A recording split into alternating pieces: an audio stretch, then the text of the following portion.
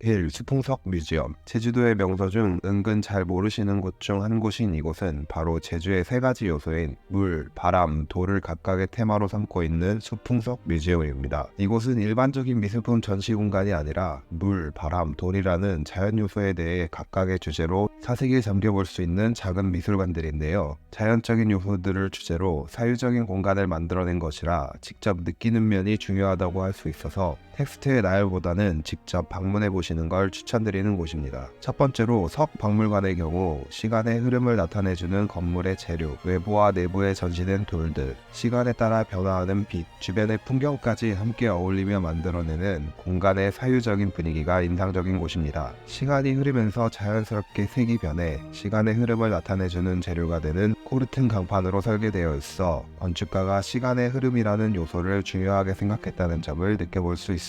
그리고 내부에서 벽과 천장 경계에 원통형의 빛의 통로로 들어오는 천정 좌측의 빛 하트도 인상적인 곳입니다. 두 번째로 나무로 지어진 풍박물관은 바람이 머물다 가는 곳이라고 생각하시면 좋을 것 같습니다. 나무 사이사이에 틈을 내어 바람길을 내고 들어오는 바람의 소리를 통해 바람을 느껴볼 수 있는 곳으로 바람이 머물다 갈 수 있도록 한쪽 벽면은 곡선으로 되어 있기도 합니다. 날이 좋을 때는 틈 사이로 들어오는 빛과 빛의 그림자까지 함께 느껴볼 수 있는 공간입니다. 또한 나무라는 재료를 사용해 나무의 색이 시간이 변해감에 따라 바뀌면서 시간의 자연스러운 흐름에 대해 중요시했다는 점을 생각해 볼 수 있는 곳입니다. 마지막 세 번째인 수박물관은 외형보다도 내부에 들어왔을 때 펼쳐지는 물과 물 위로 비치는 하늘, 원형의 콘크리트 지붕 프레임이 만들어내는 하늘의 풍경의 조화가 인상 깊은 곳입니다. 단순하면서도 심플함이 만들어내는 사유적인 분위기가 인상 깊은 곳이고 풍석 미술관 중에서 가장 인기가 많은 공간으로도 알려져 있습니다. 현재 1일 2일만 예약을 통해 방문이 가능하며 디아넥스 호텔 주차장에서 버스를 타고 이동해 석, 풍, 수, 미술관 순서로 관람을 하게 됩니다. 또한 제주도에는 이타미중 관련한 뮤지엄인 유동용 뮤지엄도 있으니 관심 있으시면 함께 방문해 보셔도 좋을 것 같습니다. 이곳을 설계한 건축가 류동용은 제1한국 건축가로 일본 도쿄도에서 태어났지만 한국인의 정체성에 긍지를 가진 부모의 영향으로 귀화하지 않은 채 평생 한국 국적을 유지한 건축가입니다. 이타미준이라는 이름은 예명으로 그의 성인 류가 일본에서 쓰지 않는 한자라 일본 활동에 제약이 생기자 이타미준이라는 이름으로 활동한 것으로 알려져 있습니다. 유동용 건축가가 졸업하던 시절에는 조선인이라는 이유로 받아주는 건축 성수조차 없었다고 밝힌 적이 있고 한국에서는 일본인으로 일본에서는 한국인으로 대해지면서 늘 경계에서 온 인물이기도 합니다. 또 제1교포인 것을 알리면 굉장히 피해를 보는 상황임에도 일본에서 한국의 아름다움을 알리려고 노력한 건축가로도 잘 알려져 있습니다. 국내에는 제주 포도호텔, 수풍석 미술관, 방주교회 등의 건축물을 남겼고 일본에서도 그의 건축을 인정받아 무라노 도보상이라는 권위 있는 상을 수상하기도 했습니다. 이러한 자연 요소를 주제로 하는 미술관은 꽤 흥미로운 주제이기도 합니다. 자연 요소를 담아내는 건축은 어떠한 그릇이어야 할까를 생각해 보게 되기 때문입니다. 그런 면에서 이 프로젝트 자체가 흥미롭고 또 유동용 건축가의 섬세한 표현들이 인상 깊었습니다. 특히 수박물관이 너무 가보고 싶었고 방문해보니 풍과 석박물관도 꽤 좋았던 기억이 있습니다. 바로 근처에 이타미준이 설계한 방주교회와 포도호텔 그리고 안도다다오가 설계한 본테뮤지엄도 있으니 함께 방문해보시면 좋을 것 같습니다. 두 번째로 이어서 소개할 건물은 방주교회입니다. 유동용 건축가가 설계한 방주교회는 우선적으로 보이는 지붕이 매력적인 곳으로 지붕에 많이 쓰는 금속 재료인 징크를 유광그레이, 무광그레이, 다크그레이 이렇게 세 가지를 섞어 패턴을 만들고 하늘의 반짝임을 표현해낸 것이 특징입니다. 최초의 이미지는 물 위에 떠있는 배와 같은 조형이었다가 부지의 지형이나 자연과의 일체감을 고려하고 지붕선을 주변의 언덕이나 하늘을 의식한 조형으로 만들어가면서 수공간을 남기고 그 위에 현재와 같은 형태가 자리 잡았습니다. 본래는 하늘의 교회라는 프로젝트로 시작했으며 건축가는 하늘의 표정을 어떻게 하면 지붕에 가장 잘 담을 수 있을까를 고민했다고 합니다. 디테일에서도 꼼꼼하게 신경 써서 중간에 변경도 많았고 이타미준이 가장 활발하게 집중하면서 진행한 프로젝트이자 사실상의 유작이기도 합니다. 또 재미있는 특징으로는 건물이 제주도의 삼방산을 향해 맞춰 있어서 배의 컨셉이 더욱 강조된 것이나 지붕 가운데 내부로 빛을 유입시킬 수 있는 공간들을 둔 점입니다. 건축 재료로는 제주의 강한 습기를 견딜 수 있도록 적산목이 사용되었는데 그 덕에 시간의 흐름에 따라 자연스럽게 색이 변해가는 멋스러움이 있습니다. 이타미주는 이러한 건축 재료들의 시간의 흐름이 묻어나오는 것을 선호했는데 그럴 때마다 이제 맛이 나온다 라고 표현할 정도로 재료에 묻어나오는 시간의 흐름을 중요시했던 건축가였습니다. 지붕 외의 가장 큰 특징은 바로 수공간이 아닐까 싶습니다. 마치 배와 같이 물 위에 띄워놓은 느낌을 주기도 하고 내부 공간에서도 사이로 보이는 수공간과 제주도 자연의 풍경이 공간을 풍성하게 만들어준다는 생각이 듭니다. 또 수공간에 반사되어 은은하게 들어오는 자연광이 공간을 더욱 밝게 해주기도 하고요. 자연환경과의 조화, 수능, 재료에 대한 시간의 흐름 등을 느낄 수 있는 건축가라서 제주에 가실 일이 있으면 이 방주교회 혹은 수풍석 뮤지엄을 꼭 방문해 보시길 추천드립니다. 바로 근처에 이타미준이 설계한 포도호텔 그리고 안도다다오가 설계한 본태 뮤지엄도 있으니 함께 방문해 보시면 좋을 것 같습니다. 세 번째로 소개할 건물은 유민미술관입니다. 대학에서 정규적인 건축 교육을 받지 않고 전직 권투선수에서 독학으로 건축을 배워 세계적인 건축가가 된 인물, 건축가 안도다다오.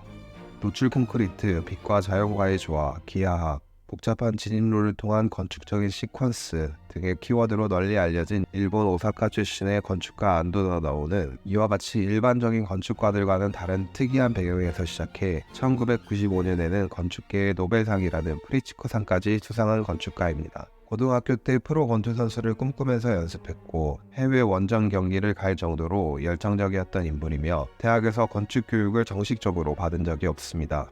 그렇지만 일본 및 세계 여행을 통해 많은 건축물들을 경험을 통해 배우고 또 건축을 독학해 세계적인 건축가가 된 인물로 잘 알려져 있습니다. 하나의 예로 로마의 판테온에서 빛이 천장을 통해 쏟아져 들어오는 걸 보고 감명을 받았던 이야기나 르꼬르비지에의 작품집을 접하면서 르꼬르비지에가 그렸던 도면들을 반복해서 그리며 건축을 공부한 이야기들도 잘 알려져 있습니다. 실제로 그에게 건축을 배우고 싶어 르꼬르비지에를 만나기 위해 유럽으로 여행을 떠났지만 그곳에 도착하기 몇 달 전에 꼬르비지에가 세상을 떠나면서 직접적으로 만나지는 못했다는 일화도 유명합니다. 이러한 안도다다오가 국내에 설계한 건축물들은 여러 가지가 있는데 그중 안도의 건축을 잘 느껴볼 수 있다는 생각이 드는 꼭 추천해보고 싶은 건물 하나가 제주도 동쪽에 위치한 유민미술관입니다. 이곳은 건축 자체의 힘을 느껴볼 수 있는 공간이 아닐까 싶은 곳으로 안도다다오의 건축 특징 중 하나인 건축적인 시퀀스를 크게 느껴볼 수 있습니다. 개인적으로 안도다다오가 정말 공간을 드라마틱하게 잘 구현해낸다고 생각하는데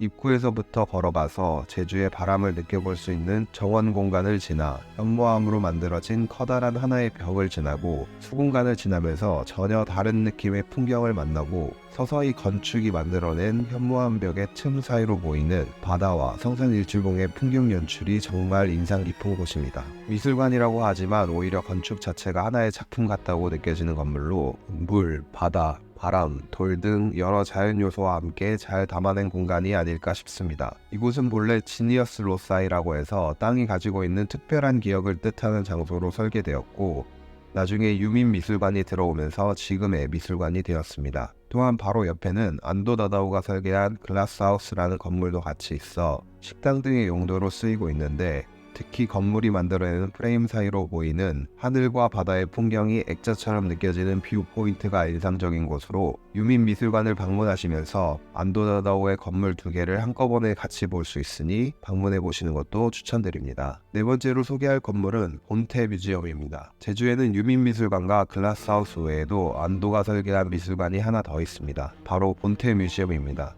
이곳은 안도의 건축에서 나타나는 특징인 동선을 통해 다양하게 바뀌는 풍경을 느껴볼 수 있는 곳인데요. 걷는 동안 만나는 수공간, 삼각형 중정, 한국식 담 등 계속해서 달라지는 건축적 풍경이 인상 깊은 미술관입니다. 저 멀리 보이는 삼방산의 풍경 또한 인상적이기도 하고 다양한 컬렉션들과 예술가 쿠사마 야요이의 작품들도 관람할 수 있는 박물관이니 제주에 가신다면 꼭 방문해 보시길 추천드립니다. 이 외에도 안도가 설계한 곳들에 관심이 있으시다면 국내에서는 원주의 뮤지엄 산이나 서울 서쪽 마곡의 LG 아트센터도 방문해 보시길 추천드립니다. 마지막 5번째로 소개할 건물은 바로 제주도립 김창렬 미술관입니다. 한국 미술계의 거장이자 물방울 작가로도 널리 알려진 김창렬 화백의 미술관이 제주도에 있습니다. 김창렬 작가는 1970년대부터 물방울을 소재로 다루면서 물방울 작가로도 불렸으며 한국 현대 미술에 큰 획을 그었다고 평가받는 작가입니다. 1929년에 태어나 6.25 전쟁을 겪으면서 전쟁의 트라우마를 물방울을 그림으로써 극복해온 작가로도 알려져 있습니다. 건축가는 김창렬 화백의 무건하고 면백수행하는 수행자 같은 모습을 침묵과 절제가 느껴지는 공간으로 표현하려고 노력했고, 또한 지형적으로는 곶자왈이라는 제주도 풍토의 땅에 편안하게 녹아든 녹지 않은 건물을 설계하려고 노력했다고 합니다. 제가 좋아하는 공간이자 어두운 공간에 김창렬 작가의 작품이 놓여 있는 곳이 있는데, 절제되고 침묵된 공간의 분위기가 김창렬 작가의 작품을 더 돋보이게 해주는 것 같습니다. 절제된 내부 공간 외에도 이 건물의 가운데에는 김창렬 화백의 작품이 놓여있는 수공간이 있는데, 이 부분은 이 미술관에서 제가 제일 좋아하는 공간이기도 합니다.